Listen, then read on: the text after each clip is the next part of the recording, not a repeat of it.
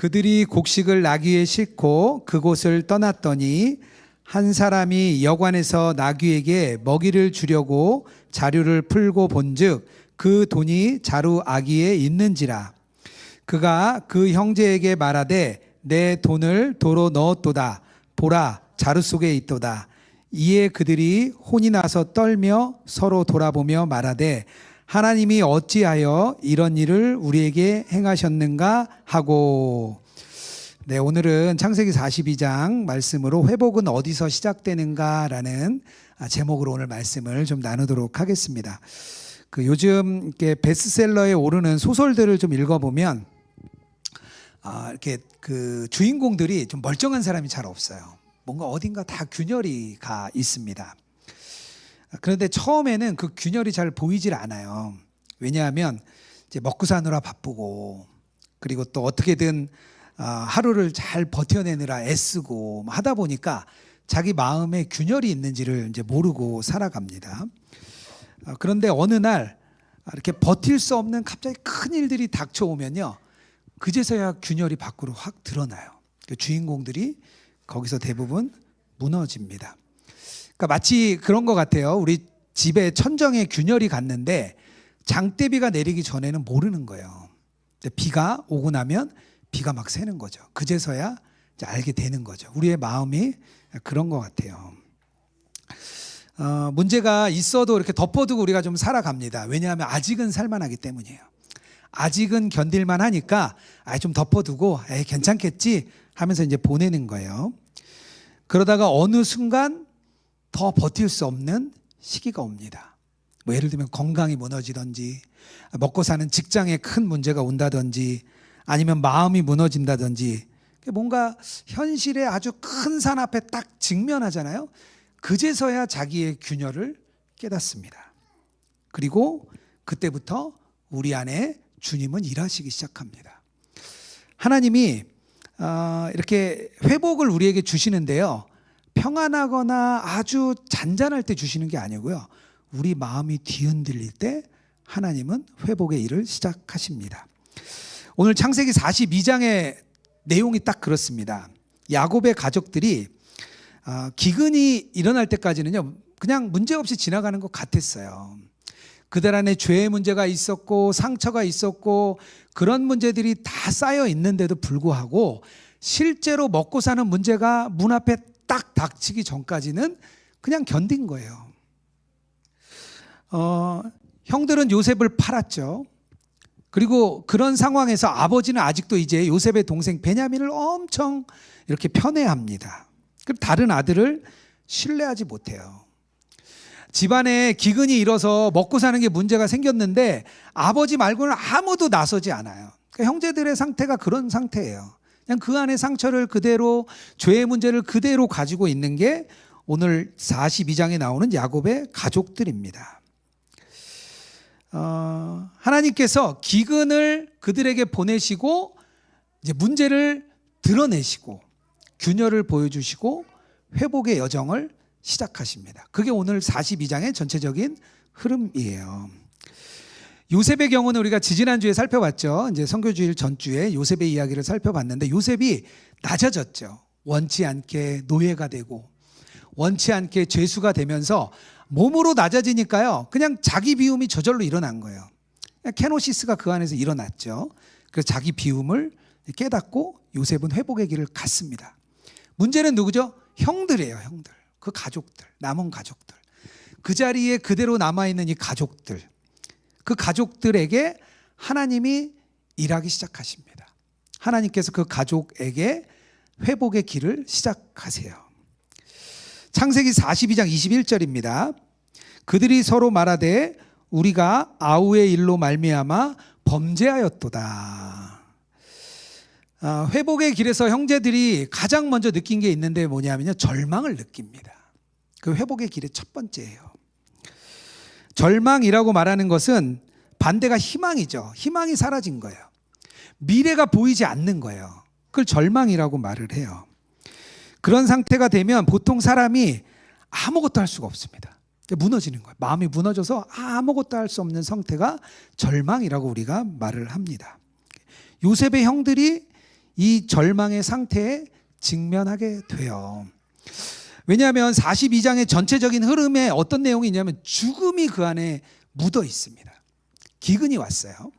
이제 형제들이 이집트에 가서 먹을 것을 구해오지 않으면 다 죽게 생긴 거예요. 그 죽음이 그들 안에 임하기 시작해요. 애굽에 갔더니 제가 어제 본문을 올려드렸죠. 읽으셨으리라고 생각하고 제가 말씀드립니다. 갔더니 자기를 정탐꾼으로 모는 거예요. 그래서 죽음의 위기에 또 처해요. 그리고 가나안으로 돌아오면서 둘째 시므온은 그곳에 포로로 잡힙니다. 돌아오는 길에 갈등이 생기고 다시 돌아왔는데 아버지 야곱과의 갈등이 또 심해져요. 위협은 계속되죠. 갈등은 심하죠. 거기에 어떻게 할 수 없는 무기력이 다가오죠. 그러니까 침울함이 그들을 덮어버리는 거예요. 그러니까 절망은 내적인 죽음입니다. 우리의 마음이 점점점 죽음으로 내려가는 게 절망이에요. 이 상황을 보면 하나님이 몰아붙이세요. 막 그냥 이 가족들을 계속 막 몰아붙이는 게 느껴져요. 절망에 이르면 궁극적으로 자기 죄만 바라보게 됩니다. 자기 자신만을 바라보게 되고요. 그리고 하나님을 보지 못하게 됩니다. 그러다 보니까 절망에 빠지면 보통 이런 마음이 들어요. 나는 실패했어. 나는 안 되나 봐.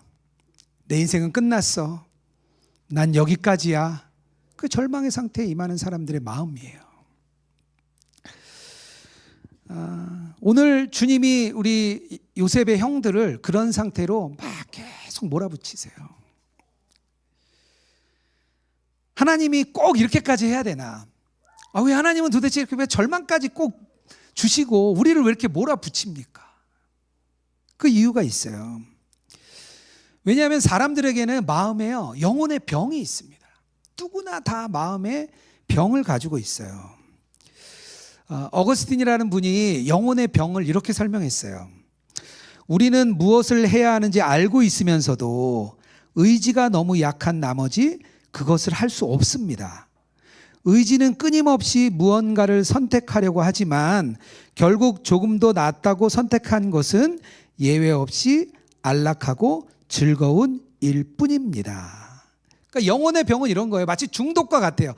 내가 이런 거 해야 되는 거 알아요. 내가 말씀대로 살아야 되는 거 알아요. 근데 안 되는 거예요. 우리가 말씀대로 왜 못 사는 거죠? 우리가 이 교회 안에서 복음을 듣고 이 아름다운 놀라운 사랑을 경험했는데 왜 우리 삶의 현장에서는 그게 왜 안 사라지냐 이거죠. 그게 우리 마음 안에 영혼의 병이 있기 때문이에요. 그걸 몰라요. 우리 안에 병이 있다는 걸 몰라요. 그 영혼의 병이 언제 있는지 아냐면요, 절망에 임하면, 우리가 절망의 앞에까지 가면 내가 병들었다는 걸 그제서야 알게 됩니다. 이 요셉의 형들이 절망 앞에 임하니까요, 그 전에 하지 않았던 말들을 합니다. 21절이에요. 그들이 서로 말하되 우리가 아우의 일로 말미암아 범죄하였도다. 그가 우리에게 애걸할 때에 그 마음의 괴로움을 보고도 듣지 아니하였으므로 이 괴로움이 우리에게 임하도다. 한 20년 전 얘기예요. 꼭꼭 눌러두었던 이야기예요. 그거를 요셉의 형들이 이야기하기 시작합니다. 절망 앞에 서니까 막 자기의 문제가 토로되는 거예요. 이 고백, 자기의 영혼의 병이 있다는 걸 깨닫는 게 너무 중요합니다. 왜냐하면 하나님은 그 자리부터 회복을 시작하시거든요. 회복이라는 것은요, 우리가 괜찮아진 상태에서 시작하지 않아요. 그래, 나 이제 좀 괜찮아. 나 이제 좀 살만해. 내 삶은 이제 좀 안정됐어. 이제 괜찮아. 그런 상태에서 시작되지 않아요. 오히려 우리가 절망의 자리에, 내가 무너진 곳, 내 마음이 뒤틀린 곳, 더 이상 일어설 것 같을 수 없는 그런 상태에 있는 곳, 그곳에서 오히려 하나님은 우리를 회복하기 시작하십니다. 요셉에게는 외적인 낮아짐이 있었어요. 그 외적인 낮아짐을 통해서 자기를 비우고 케노시스의 상태가 됐습니다. 이 오늘 요셉의 형들에게는 내적인 절망을 줍니다. 이거 좀 길이 다르죠. 요셉의 형들은요, 내적인 절망을 통해서 케노시스의 길로 인도합니다. 자기 비움의 길로 하나님이 막 끌고 가시는 거예요. 옛날부터 수도원 전통에 피해야 할 정념이라는 게 있었습니다. 이 정념이라는 건 무슨 뜻이냐면 인간의 마음을 이렇게 사로잡는 거예요. 그 우리의 마음을 사로잡아서 하나님을 바라보지 못하게 하고 우리 안에 왜곡된 욕망과 그곳에 집착하게 만드는 것들, 그런 것들을 정념이라고 말을 했어요. 그러니까 수도사들에게는 그 정념을 계속 깨뜨리는 게 너무 중요했어요. 뭐 이런 게 있어요. 탐식, 탐욕, 분노, 허영, 교만, 절망, 뭐 이런 것들이 있어요. 여러 가지 있습니다. 그런 것들로부터 벗어나는 게 예수님을 바라보며 나아가는 수도사들에게 아주 큰 문제였습니다. 그게 계속 찾아오는 거예요, 자기 안에. 이런 것들이 하나님을 바라보지 못하게 합니다. 그리고 하나님으로부터 멀어지게 만들어요. 계속해서 멀어지는 거죠. 근데 하나님이 특별하게 이 절망, 이 피해야 될 절망까지도 사용하셔서 하나님이 회복의 길로 이끄시는 거예요. 우리를 그냥 두세요. 그 길로 우리가 떨어져 나가는데 그냥 두시는 거예요. 우리가 절망 속에 임하게 그냥 놔두세요. 세상이 주는 절망과 하나님이 주시는 절망은 다릅니다. 그 두 명을 비교할 때 베드로와 가룟 유다를 보통 비교를 합니다. 베드로도 가룟 유다도 둘 다 예수님을 배신했습니다. 닭이 울 때 베드로가 통곡합니다. 자기가 예수님을 3번 부인한 걸 깨닫고 베드로는 통곡을 해요. 가룟 유다도 동일하게 후회해요. 그 돈을 가지고 다시 제사장들에게 가서 던져줍니다. 하지만 그 뒤로 가서 그는 목매달아 죽어요. 그게 두 사람의 차이예요. 세상에 주는 절망은요, 죽음으로 우리를 끌고 갈 수가 있어요. 그런데 하나님이 주시는 절망은 우리를 회복으로 이끌어 갑니다. 그래서 우리가 절망 앞에 설 때 주님이 나를 회복시키시라는구나, 그렇게 우리가 생각하는 게 좋아요. 저희가 지난 4월에 부활절 헌금을 우리가 중독자 예배를 위해서 이렇게 다 흘려 보냈습니다. 목사님이 너무 감사해 하셨어요. 이제 등불 예배라는 곳인데 이제 마약과 약물과 알코올 중독자들이 한 달에 2번 주일 저녁에 모여서 예배를 드립니다. 보니까 지난주에는 알코올 중독자 모임, 그 AA 모임이라는 곳과 함께 같이 이제 연합 예배를 이렇게 드리셨어요. 근데 그 알코올 중독자들 모임을 함께한 목사님이 그렇게 얘기해 주시더라고요. 오신 분들이 자기가 보기에 되게 특별하시대요. 이제 먼저 왔을 때 가장 먼저 그 모임에서 하는 일은 자기의 무력함을 고백하는 겁니다. 나는 할 수 없습니다. 그리고 2번째는 하나님께 항복하는 거예요. 그리고 3번째는 자기 자신을 하나님께 맡깁니다. 이 3가지 과정을 거치고 같이 나눔을 이렇게 하게 돼요. 이제 나눔을 이렇게 하는데 대부분 오시는 분들 이야기를 들어보니까 진짜 끝까지 간 거예요. 알코올릭 때문에 가정이 깨어지고 가족들은 떠나가고 진짜 끝까지 가야 거기 온대요. 진짜 밑바닥까지 가야 다시 회복의 길로 온다는 거예요. 이 목사님이 그 나눔을 하시는 분들을 보고 참 대단하고 그 회복의 과정을 겪는 여러분들 너무 귀하십니다. 막 그런 얘기를 이렇게 말씀드렸대요. 그랬더니 그분들 하는 얘기가 그랬다는 거예요. 살아야 하니까 하는 거예요. 안 하면 죽으니까요. 그분들이 그런 고백을 하셨대요. 우리는요, 사실 우리 상태를 잘 모릅니다. 우리가 얼마나 문제가 있는지 몰라요. 우리의 마음이 병들고 균열이 있다는 걸 모릅니다. 그 언제 아냐? 우리가 절망에 딱 직면해 보면 알아요. 절망에 직면하면 우리의 마음의 상태를 보게 되고 내 마음의 병을 깨닫게 됩니다. 하나님은 그제서야 우리를 회복의 길로 이끌어 갔어요. 만약에 여러분들의 삶에 마음이 무너지고 앞길이 막히고 또 건강으로 무너졌을 때 그럴 때 하나님이 일하신다고 느끼면 될 것 같아요. 그런 상황이 올 때 무너지지 마시고, 아, 주님이 다시 일하려는구나. 주님이 나에게 회복을 주시려는구나. 그렇게 꼭 기억하시는 여러분 되기를 주님의 이름으로 축복합니다.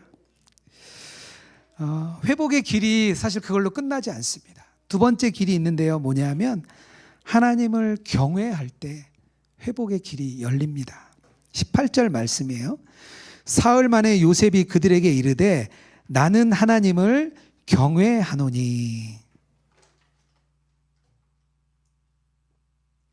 42장에 가장 영적인 중심점을 말한다면 오늘 말씀이에요. 경외함이라는 게 오늘 42장의 기준점입니다.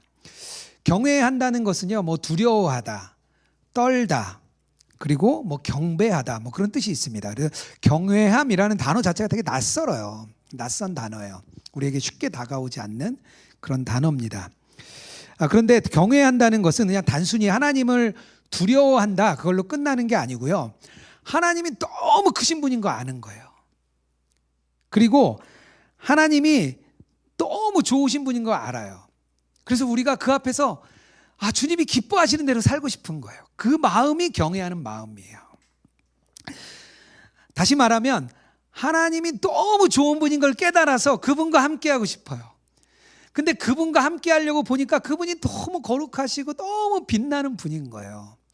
그래서 나도 그분과 함께하고 싶어서 나를 돌아보고 나를 점검하고 나를 내려놓고 하나님께 나의 삶의 중심을 다 드리는 거예요. 그게 경외함이라는 뜻입니다. 여기서 요셉이 나는 하나님을 경외하노니 라고 말하는 것은 바로 그 뜻이에요. 저는 하나님의 뜻대로 살고 싶은 사람이에요.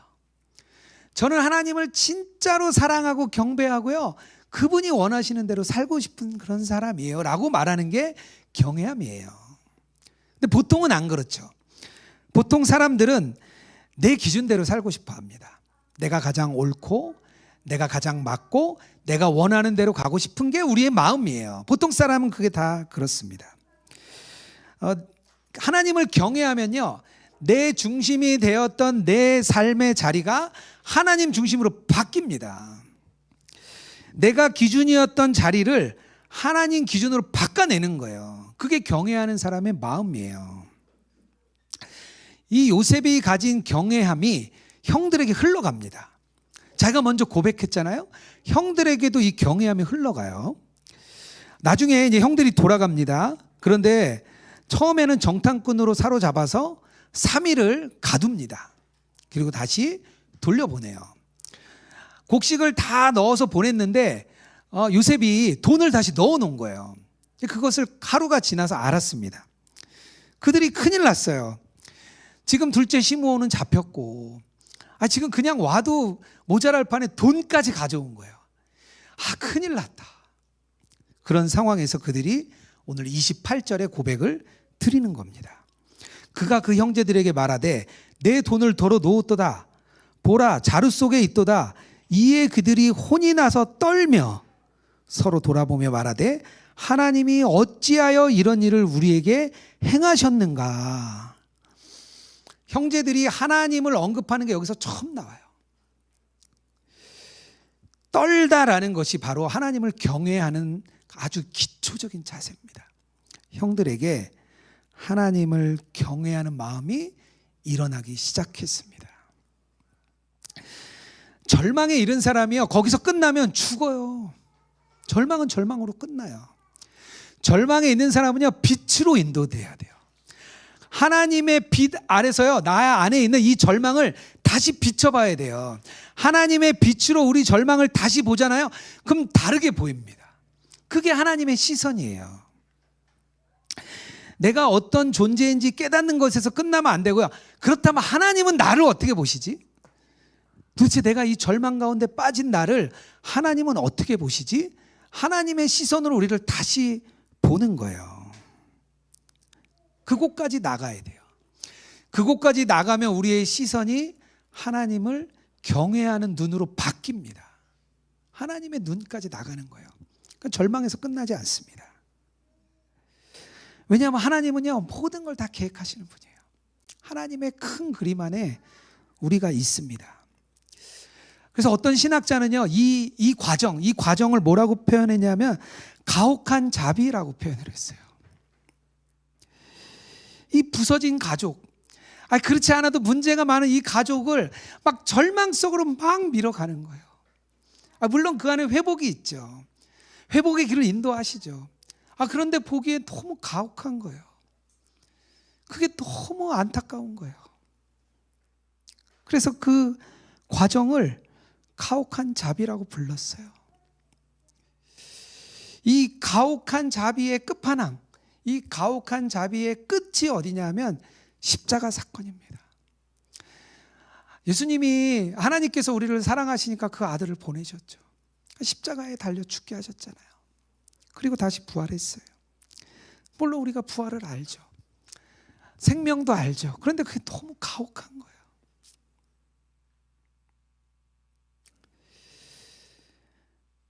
형제들의 죄의 고백, 또 장자 루벤에 대한 오해, 아마 이런 게 요셉의 마음을 흔들었던 것 같아요. 요셉이 웁니다.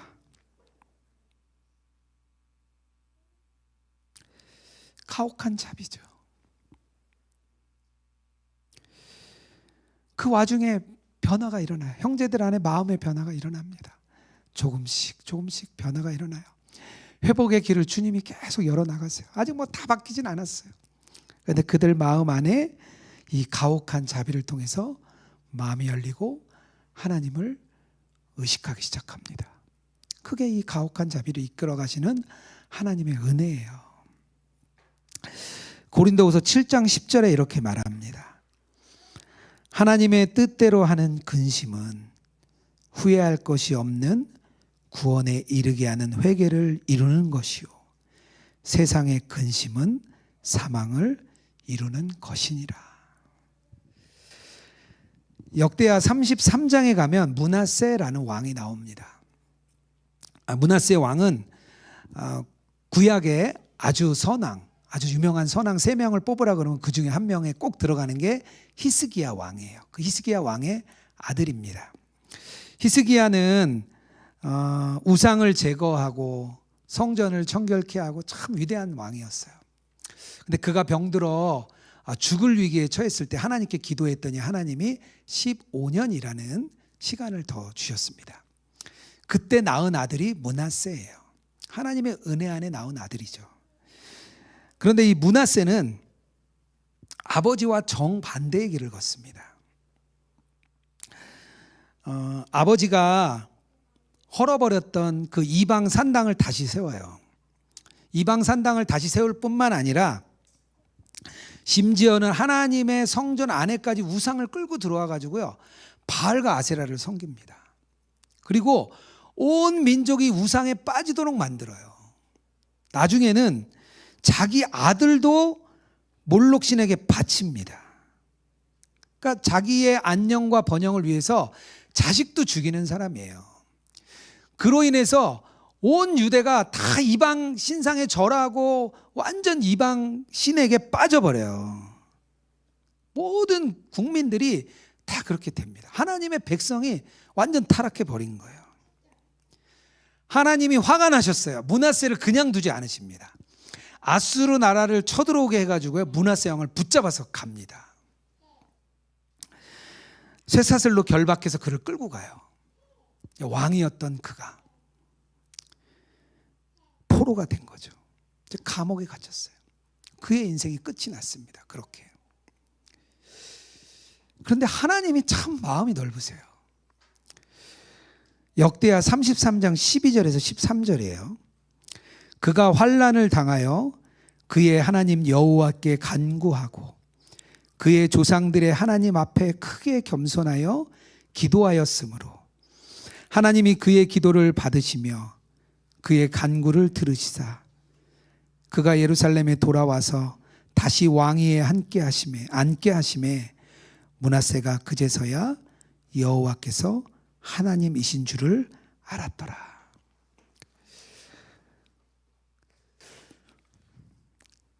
이 므낫세라는 왕은요, 사실 용서할 수 없는 왕입니다. 근데 하나님의 마음이 넓으세요. 이런 사람도 하나님이 다시 기도를 들으시고 그 절망 가운데 외치는 소리를 하나님이 들으시고 다시 회복시키시는 거예요. 하나님은 절망 가운데 부르짖는 자를 그냥 두지 않으십니다. 므낫세 같은 사람도 하나님이 붙드세요. 근데 저희가 지난주에 우리 사역자들끼리, 우리 예수동에 운동하는 사역자들이 막 이런 얘기를 나눴어요. 우리 아까 얘기했던 그 등불 예배를 이야기하다가 서로 그런 얘기를 나눴어요. 아, 우리가 이 자리에 있는 게 은혜라고. 누구 말할 것도 없고요. 우리를 이 자리에 불러주셔서 우리가 함께 있는 것도 너무 은혜라고. 이렇게 이야기하다 보니까 다 흠이 많아요. 다들 흠이 많아요. 세상 기준으로 보면 다 올만하지 않아요. 그런데 하나님이 우리를 부르신 거죠. 그러니까 어떻게 보면 우리 다 므낫세 같은 사람이에요. 세계적인 신학자 중에 한 명인데 스탠리 하우어스라는 분이 있습니다. 제가 되게 좋아하는 분이에요. 제가 그분의 책을 읽고 은혜를 참 많이 받았습니다. 근데 이분이 한나의 아이라는 자서전적 소설을 쓰셨는데요. 이분의 아내 앤이라는 여인이 심각한 정신질환을 앓고 있었습니다. 무려 28년 동안 이 병을 앓았습니다. 처음에는 아내가 이제 발병하기 막 시작할 때 이 아내를 어떻게든 고쳐보려고 이 교수님이 엄청 애를 써요. 이 스탠리 교수님이 진짜 자기가 가지고 있는 모든 노력을 다해서 아내를 막 고쳐보려고 애를 많이 썼습니다. 병원에도 가보고 상담도 받아보고 자기가 최선을 다해 섬겨보고 막 애를 많이 썼어요. 그런데 아내가 막 발작이 일어나고 막 문제가 일어나면 가만히 어떻게 감당할 수가 없는 거예요. 그 앞에 무기력함을 느낍니다. 그가 책에서 이렇게 썼어요. 정신질환의 끔찍한 점은 그것이 환자 한 사람만 파괴하는 것이 아니라 그를 구원하겠다고 덤벼드는 주변 사람의 도덕적 자아까지 함께 파괴한다는 것입니다. 나는 앤을 구원하려 했지만 그 과정에서 나 역시 파괴되고 있었습니다. 이 스탠리 하우어스 교수님이요, 철저하게 무너집니다. 자기가 아내 앞에서 무언가 도움을 줄 수 없다는 걸 아주 처절하게 깨달아요. 그리고 자기도 너무 힘들어요. 아들이 하나 있었어요. 아들과 함께 막 울어요. 근데 그가 그 책에서 얘기해요. 자기는 자기가 할 수 있는 건 아무것도 없었대요. 그저 자기가 할 수 있는 것은 하루하루 견디고 그저 하나님이 베푸시는 은혜를 기대고 그것뿐이었다는 거예요. 대부분 교수님들이 쓰는 책은요 되게 딱딱해요. 그런데 이분이 쓴 책은 따뜻합니다. 되게 글이 따뜻해요.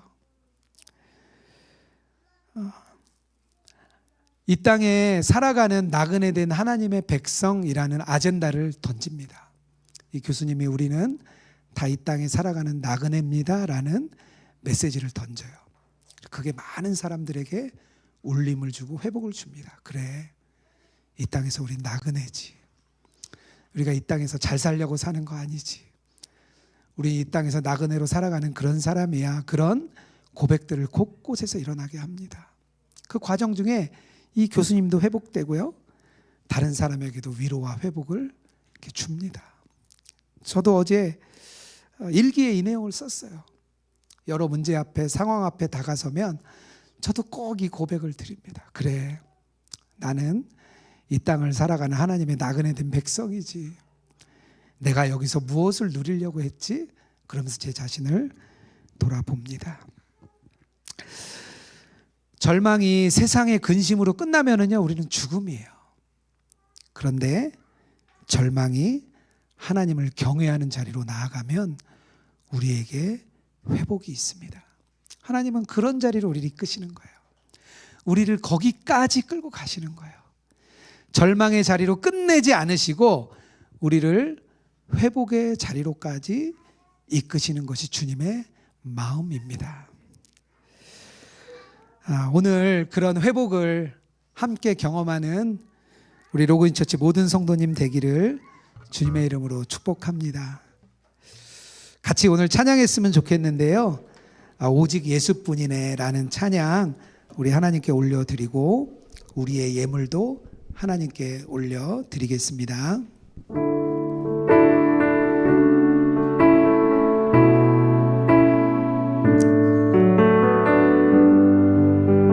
우리 1절은 눈을 감고 들으시면 좋겠습니다. 은혜 아니면 살아갈 수가 없네. 호흡마저도 다 주의 것이니 세상 평안과 위로 내게 없어도 예수 오직 예수뿐이네. 같이 고백합니다. 은혜 아니면 살아갈 수가 없네. 호흡마저도 다 주의 것이니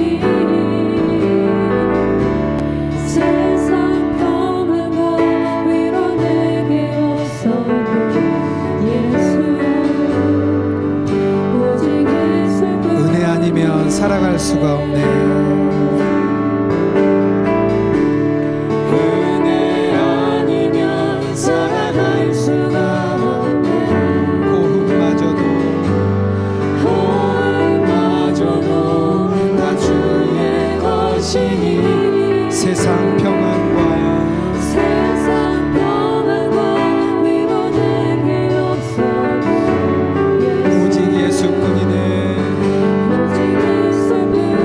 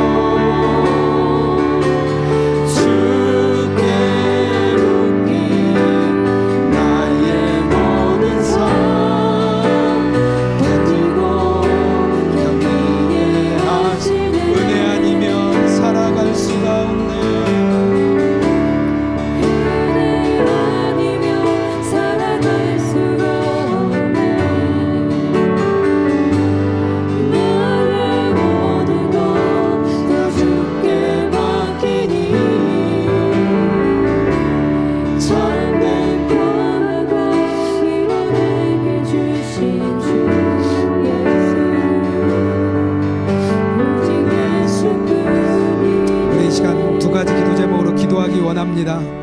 우리가 절망의 자리를 피하지 않게 하여 주시옵소서.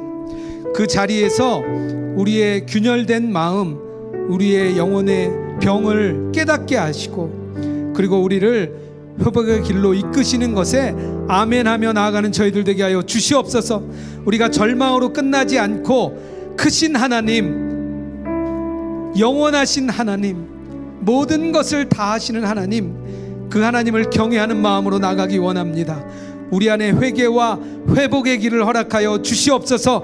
우리 이 시간 함께 기도하며 나가겠습니다. 하나님 아버지, 우리가 정말 주님 앞에 절망 가운데 섭니다. 하나님, 우리 마음에 균열이가 있습니다. 우리의 삶에 균열이 있습니다. 우리의 삶에 여러 문제들이 있습니다. 하나님, 우리 마음 안에 병이 있습니다. 하나님, 우리 마음마다 병이 있습니다. 하나님을 의지하지 아니하고 나 홀로 살아가는 하나님, 우리 마음 가운데 하나님 알지 못하는 병이 우리를 누르고 있습니다. 하나님의 이 영혼의 병이 하나님 앞에 드러나기 원합니다. 하나님 앞에, 하나님이 주시는 그 절망 앞에 하나님, 우리가 깨닫는 저희들 되게 하여 주시옵소서. 나의 힘으로 아무것도 할 수 없다는 것 하나님 깨닫게 하여 주시옵소서. 우리는 아무것도 할 수 없습니다. 하나님, 우리는 연약합니다. 하나님, 우리는 무너집니다.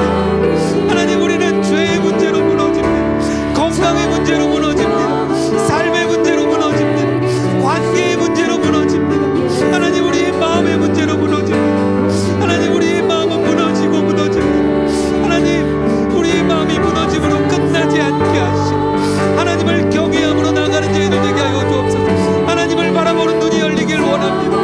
오직 하나님을 온전히 바라볼 때 우리의 영적인 눈이 활짝 열리게 하여 주옵소서. 하나님, 절망 가운데 있는 때 소망을 허락하시고, 아버지 죽음 위에 생명을 허락하시고, 무너짐 위에 사라짐을 허락하여 주옵소서. 하나님, 우리 로고인처치 성도님들 위해 삶의 문제를 누구보다 잘 아시는 줄 믿습니다. 하나님, 누구보다 우리의 문제를 잘 아시는 줄 믿습니다. 하나님, 하나님을 향한 눈이 열려 하나님을 바라볼 때에 하나님, 우리의 눈이 열리게 하시고 우리의 삶의 문제가 하나님의 눈으로 다시 보게 하여 주옵소서. 하나님의 눈으로 우리를 다시 보게 하여 주옵소서.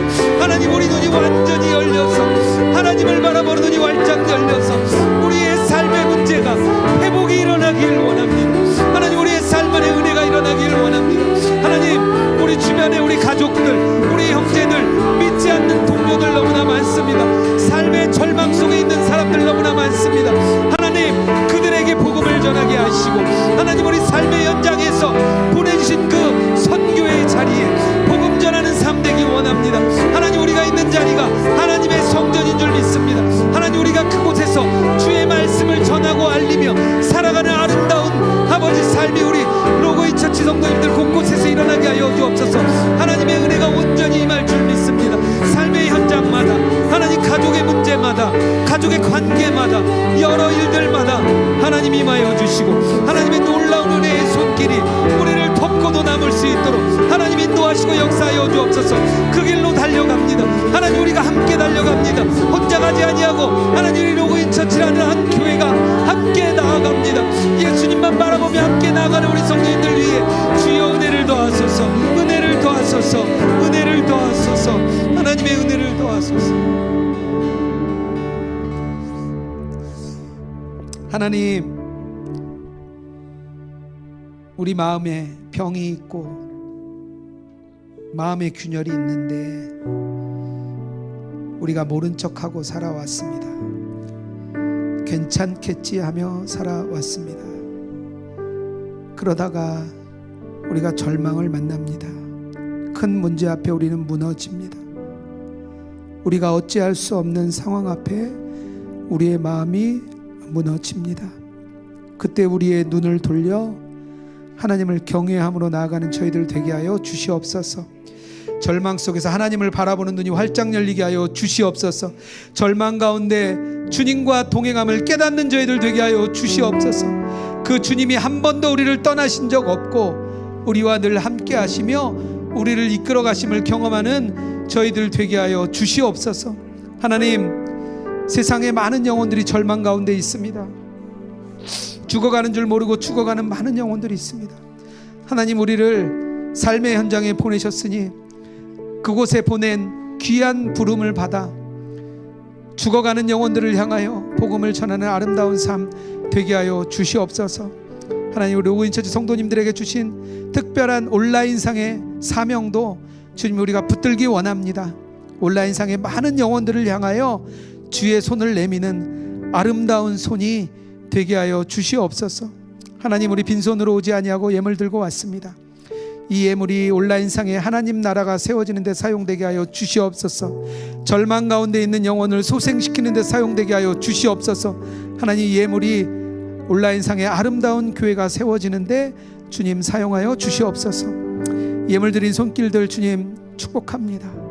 주님, 삶의 상황을 주님 아시오니 주님이 가장 좋은 길로 이끌어 주시고 삶의 문제마다 하나님의 은혜로 덮어주시고 드린 그 아름다운 손길을 주님 붙잡아 주시옵소서.